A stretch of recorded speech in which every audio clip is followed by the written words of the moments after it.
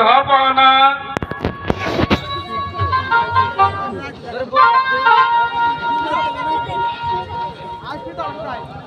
আমাদের মাস্টারের একটা মাইক্রোফোন জুম করুন না, নষ্ট হয়ে যায়।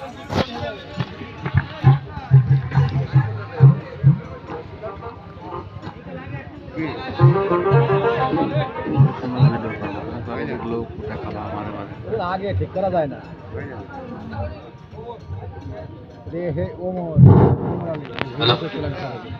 আমায় কির জন্য স্মরণ করেছেন জাহাপনা? উজির সাহেব, আমার মনে হয় আমি আর বাঁচব না।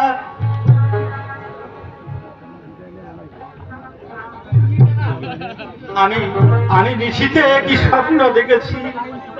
কে যেন আকাশের দ্বার খুলে আমায় ডেকে বলছে, তুমি শীঘ্রই এই স্বর্গধামে চলে এসো। বলুন বলুন উজির সাহেব। যাব না। আমার মনে হয় আমি আর বাঁচব না। আমার একমাত্র অবুঝ শিশু কামাল আর এই রূপনগরের সিংহাসন আমি সুপে দিলাম আপনার হাতে। আমার রূপনগরের দুঃখী প্রজাদের আপনার পুত্র চিহ্নে তাদের স্নেহ করবেন, তাদের সুখে হবে আপনারা সুখী, আর তাদের দুঃখে হবে দুঃখী।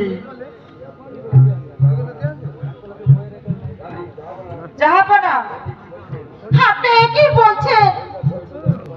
আমি যে আর ধৈর্য ধরতে পারছি না জাহাপনা। এই অল্প বয়সে আপনি আমাকে একা ফেলে চলে যাবেন। কেঁদো না বেগম, এই দুনিয়া থেকে একদিন সবাইকে চলে যেতে হবে, তা আমি তো ভাবতে পারছি না বেগম। এই অকাল মৃত্যু আমাকে হাত ছাড়ি দিয়ে ডাকছে। এসো এসো বাবা কামাল।